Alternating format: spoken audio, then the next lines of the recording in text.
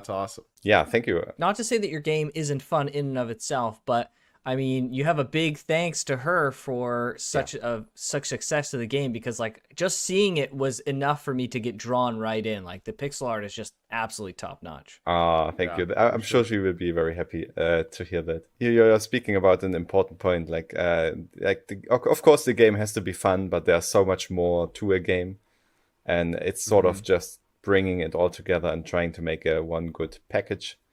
Uh, Only that can Yeah. work, and I couldn't do that alone, not at all. Being able to have that full package is such a big deal of like Hmm. atmosphere, because I think Dome Keeper, like it, I liken, people who watch the podcast regularly know I reference Dark Souls like basically Yeah. every time I get a chance to even remotely talk about it.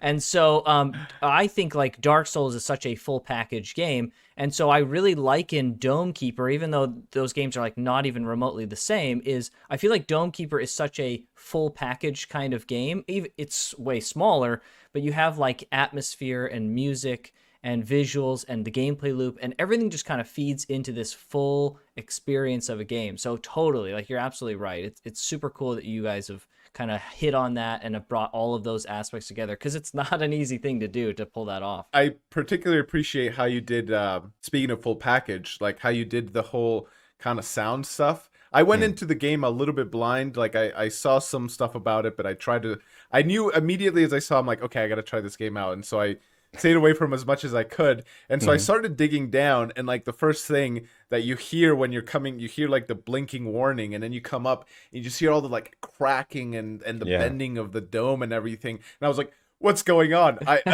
What is this? And you're just like coming up, and it starts getting louder and louder, and then like something's just like banging its head against the dome. Like that whole thing, I was like, okay, I'm in.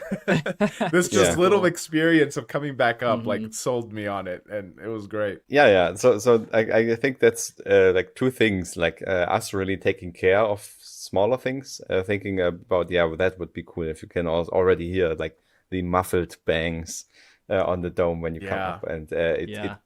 uh, gets gradually clearer. But also just the great work from Martin Kvale, who does the sound.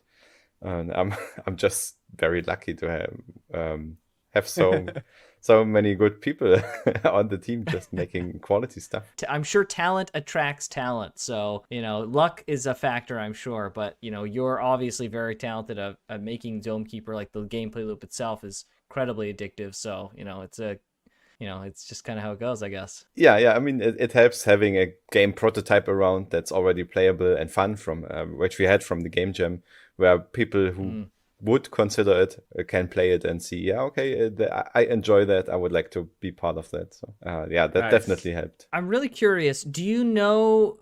I don't know how much like influence and input you had on with the sound design, but I'm so curious as to how some of these sounds were made, because some of them, like the Mm. dome being hit and stuff, I was like, this is like no sound I've ever heard before. Like, what? How did they make this sound? That's an excellent question. I have to admit, I have no idea where the like raw recordings come from. I know Yeah. Martin is kind of he has these sessions where he just goes out and records stuff like in the wild or in Mm. certain setups. In case you're not familiar, he made game sounds for so many games. Like you Okay. can check on his Okay. website and he has like a this big catalog of 20 top games, games Wow. that I Okay. consider top games that all have like good sound and great sound, and so I'm sure he has this huge library of recordings where he can just pull from, which also explains why he is incredibly fast.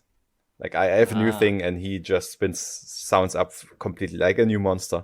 And like after 1 hour, this monster has complete sounds for everything. And then he Wow. goes in and Wow. That is iterates. fast. Yeah, yeah, Ah. but it doesn't That's stay like that. He does edit in, and then we play around a little bit with it, and he gets a feel for it, and we get a feel for it, and then he iterates. Like some sounds have like Interesting. 10 iterations behind them. that's so cool. Well, you guys got it right. Certainly got Yeah. it